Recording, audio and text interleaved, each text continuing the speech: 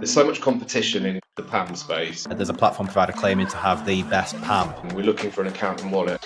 Things like gamification features, things like real-time CRM, real-time data, AI and machine learning, personalization, recommendation engine, all the industry buzzwords, but they're all mega important and underpinned by a good PAM. But having the data and not leveraging it in a genuinely valuable way is ultimately pointless. I think as an industry, we consider ourselves very innovative and very forward-thinking, but I think in this space, probably we're not.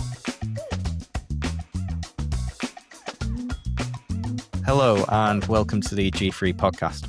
For years, the player account management system, or PAM, has quietly powered the betting and gaming world. It's the engine behind onboarding, wallets, player data and personalization. But what if that engine is running out of road? Joining me today is Darren Calvia, who's the Chief Product Officer at VeliTech Group, who's here to discuss how to stop chasing the best PAM and start building something just generally more smarter. Darren, thank you for joining me. Thanks, Will, and yeah, good to be on. Thank you.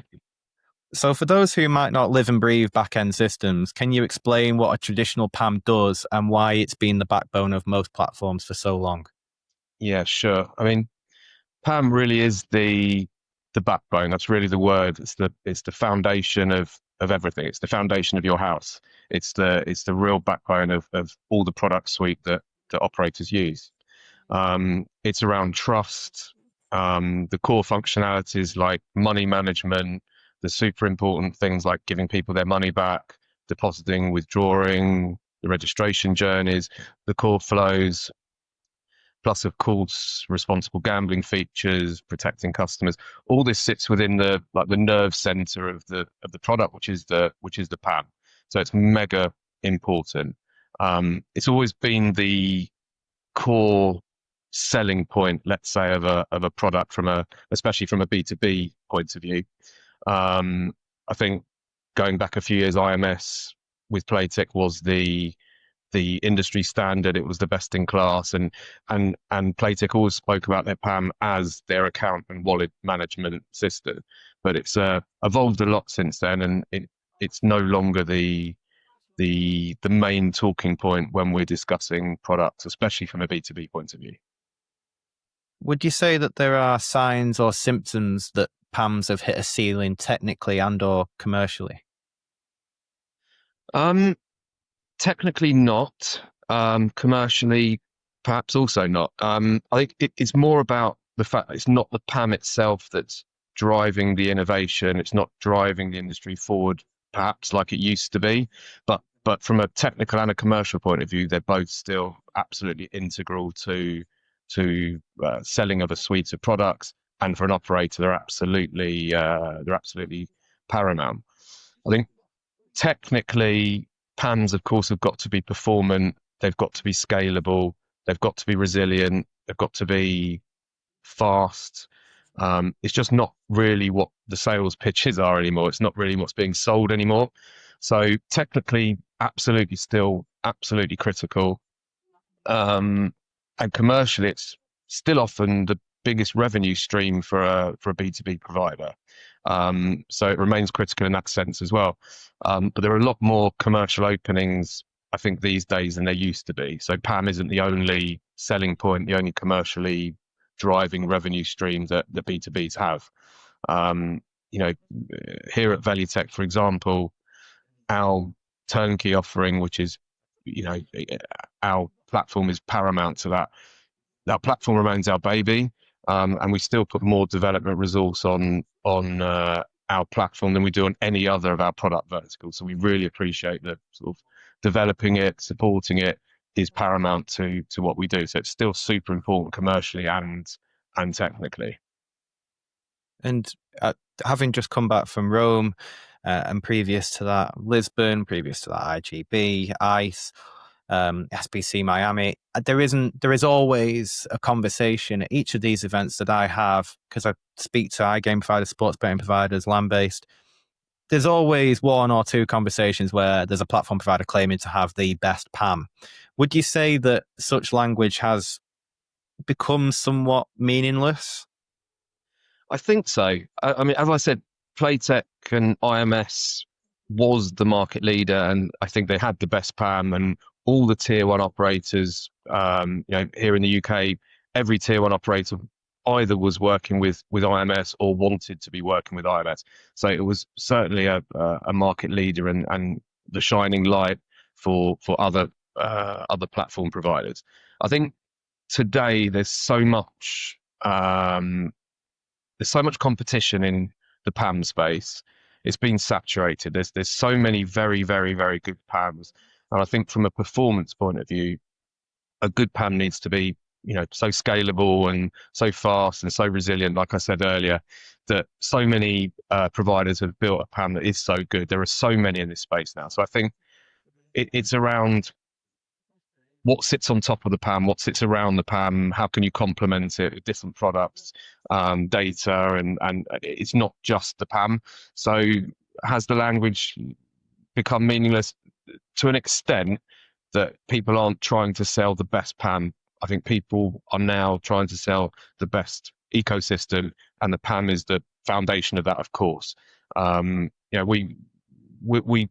put a big effort to try and work in parallel streams to make sure that our platform is still feature rich and we're enhancing it constantly. We're putting a lot of development resource onto improving our PAM iteration after iteration after iteration. But in parallel, we're working on multiple other product streams that complement it. And I think, many people in this space are doing that. And that's definitely the future, rather than just talking about we have the best PAM. So it's not that these product streams, as you describe them, are something that will replace PAMs. It's almost something to embellish them. So pursuant to that, what are these product streams that you're talking about? So it's about complementing them. So it might be just a full joined up experience. Having a sports book integrated nicely into your PAM, game aggregation, having multiple data sources all integrated in the same place. It's an ecosystem. It's real-time data that is fueled from your PAM, but you're ingesting data from multiple different products within your offering. So it's about complementing the PAM with these different products, and then of course things like gamification features, things like real-time CRM, real-time data, AI and machine learning, personalization, recommendation engine, all the industry buzzwords, but they're all mega important and underpinned by a good PAM. But yeah, more around those things that the discussion is about, rather than purely a PAM narrative, like I think we all had previously. So would you say it's almost a model? Is that a fair description? It's a model, yeah, exactly. It's a model in the sense that it's all joined up. PAM is one component of a wider infrastructure of, modules that sit within a turnkey offering, for example. But if you think of the PAM very much as the foundation, like I said earlier, of the house, and all the other maybe cooler, more innovative, more engaging, more exciting features and products that sit above it, all work together and complement it in that way. So it's a very important model, but it's one of several, yes. And looking into your background, you've held roles at Ladbrokes Coral, GVC Group, and Entain. So you've got that operator perspective as well. So is this approach that you're describing more about freedom for the operator or more control for the player? And what would you say the ideal balance is between modularity with stability? So you're right, yes. I think having been through the operator world and working for many, many years on B2C, you understand the pain points of the operator. So you understand the pain points of the customer, of course, but the pain points and difficulties that an operation has to go through in order to set up real-time CRM, set up campaigns, tweak the product, configure the product, work with personalized experiences across multiple jurisdictions. It's very complicated to be an operator. So I think having that mindset does help working on the B2B side, because you can really try and answer those pain points through product. So the balance between modularity and stability, like you said, I think first of all, customer experience has to be the most important thing. So players getting a good experience on site has to be the most important thing. Stability is also paramount. So ensuring that the products are stable and scalable for as many players that want to be on it concurrently, as many jurisdictions as you're operating concurrently, and then tailoring player preferences and individual behaviors, giving better experiences to those customers. So experience, stability, and ultimately an operator or a brand, a sign of success is ensuring that all that flows through down to the bottom line, and that there's a direct correlation between adding value to stickier player experiences, more features, more products, and that flows ultimately down to brand value and growth of the brand. I think a combination of all those things and finding and this is obviously the $1 million question, like how to find that sweet spot that covers all those things: driving value, stability, and experience. Finding that middle ground, that sweet spot, is what I think everyone is striving for. And AI, predictive analytics, and personalization are three topics that regularly come up in conversations and interviews. How do these three elements kind of fit into this? It's not a post-PAM world, but it is in a sense, because the PAM's still there, but you've got all these other product streams that you've described, and this whole new model which is where you and Veli see things going. How do these three things fit into this world you describe and this model? So, of course, data is the most important thing here. So ensuring that the data is relevant, the data is accessible, the data helps brands improve customer experiences, give them more relevant features, more relevant offers, more personalized experiences on sites. This is obviously integral to what you're calling the post PAM world. But whether it's AI features, recommendation engines using AI models, whether it's personalization using, again, ingesting customer data through all the different touch points that now customers are interacting with, I think is the main point. So the more products and the more features and the more channels that customers interact with on a brand, the more data the brand can capture about that player's behavior, and ultimately using that data, whether it's through AI and machine learning, or whether it's predictive analytics, or whether it's just using real-time data, can give those players much more personalized experiences, more valuable experiences, and hopefully more fun experiences. Having the data and not leveraging it in a genuinely valuable way is ultimately pointless. You can have as much data as you want. If you're not using it in the right way, it's not giving the brand or players the benefits that they can get from it. And I think AI, you touched on AI and machine learning. I think as an industry, we consider ourselves very innovative and very forward thinking, but I think in this space, probably we're not. And we've barely touched the surface with it. If you look at what the likes of Netflix and Spotify and these sort of mega powerhouses are doing with personalized experiences and using AI models and algos to really create amazing, easy experience for customers, we show that we were a long way behind. And iGaming's got a massive opportunity to catch up with those other industries and ultimately try and lead, like I think iGaming does in many other in other aspects. I understand that you're firmly on the product side of things as chief product officer, but I think there's also a perception challenge that needs to be overcome from Veli's point of view, this outsider looking in the sense of convincing clients to stop chasing the best PAM we discussed before and start thinking ecosystem first. So if, for instance, if a startup came to you saying we just need a good PAM, how would you go about reframing that conversation? Very good question. I think 90%, 95% of conversations that we have at ICE, for example, sales pitches, clients, when they talk about a PAM, we're looking for an account and wallet. When you get into the crux of the matter and really get into the details of what they're looking for. It's not actually a PAM that they're looking for. So like reframing the conversation actually is quite easy. So if you've got a suite of products and there is a joined up ecosystem, you can offer a real omni-channel joined up experience across channels and touch points and products. It makes that conversation very easy. So, showcasing that you've got a suite of gamification products, showcasing that you offer personalized experience, showcasing that you have real-time data that can be used on any product and touch point. It quickly reframes itself that it's not actually the core wallet and the core account that a potential client is looking for. They're looking for a bigger, wider ecosystem than simply the PAM. And I think if you can genuinely talk through the value of what these products are, and they're not bolt-on products, it's part of a real joined up, infrastructure and ecosystem.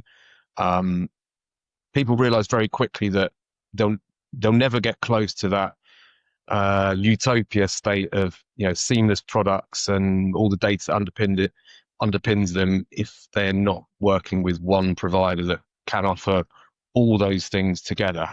Having a brand that takes a PAM from one supplier, sportsbook from another, bolted on gamification features from another, etc., etc., etc. It works, but it will never work as well as having one sort of seamless ecosystem. So, sorry for the rambling answer, but I think it resells itself if you're able to generally explain what products you've got and the value they bring. I wouldn't say it was a rambling answer, but I'd say that what you've done there is you've described kind of what a truly connected player ecosystem looks like in your mind's eye. Is that something that you're striving towards, or is that something that you can offer now? We can offer that now. It's obviously a ever evolving and ever growing and ever improving thing. It doesn't stop evolving. Our roadmaps are absolutely crammed with improving all these different features across different roadmaps, across the different product verticals, like all other B2B providers, of course. But we're in I guess, a privileged position that our technology is all proprietary. We've got the PAM that we think is really our infrastructure, but then we've got our own proprietary sportsbook. We've got game aggregation. We've got game studios. We've got our real-time CRM and workflow products, and we've got a suite of gamification products that are all integrated all to the same suite of products. So we do have this infrastructure now. We have the ecosystem now. It's multi-channel across retail and online. We strive to be omni-channel first. So yes, we have it now, but it will be better in 6 months and better in 12 months and 18 months. This isn't this is a living and growing thing. And you described the PAM, and I'd say just to kind of tie up this conversation in a neat little bow, you described earlier the PAM as the foundation. Do you think, but of course foundations change, the creation of making foundations on a house changes. Do you think that PAMs will ever truly die, for want of a better phrase? Or do you think they will just evolve into something unrecognizable from what we know today? Definitely the latter. I mean, the PAM will never die. There are some things that are absolutely non-negotiables. Looking after players' money, giving them access to winnings quickly, responsible gambling tools, all the things that a PAM is paramount. But there's, I think, a limitation of what the PAM should become. I think, again, back to my old example of IMS, I think the PAM got bigger and bigger and bigger and bigger and bigger. In my head, the PAM keeps the core functionality within it, and it does it very well. It does it very quickly. It does it in a very stable and resilient way. And all the other features and functionality innovations that sit around it. So it is a distinction between the two, but they all must work completely complementary in a complementary manner. And I think your example of the house is the right one. You could get a fancy architect's house with all the bells and whistles and amazing interior. if the foundations are built on sand, the fancy house is as good as valueless. And it's the same with the PAM. So I think it will never die. It will just be positioned differently. The narrative will be different, and people will be more talking about data, real-time experiences, and all the complementary features and functionality and products that sit above the PAM that underpin them. Darren, thank you very much for coming on the podcast. I guess a final question. I know I said the last one would be kind of how you're preparing for ICE. Will you be having anything kind of new to unveil at the show, or can you not say anything about that at this point? So the planning's already underway. It feels like a lifetime away, January, but really it's round. It's really not. No, it's really not. So we'll have a big stand at ICE this year. We'll be showcasing all our products. Yeah, there's a few new things to be sort of showcasing there. I'll probably leave it to the sales guys when we get there. But yeah, there's a few new things to be shown, and I think if anyone wants to come and speak to us, we'll happily talk about our full product suite, and love to get into a conversation around ecosystems and joined up experiences and what we can do to help. Brilliant, great stuff. Thank you, Darren. Thank you very much, Will. Cheers. Been good to be on. Thanks.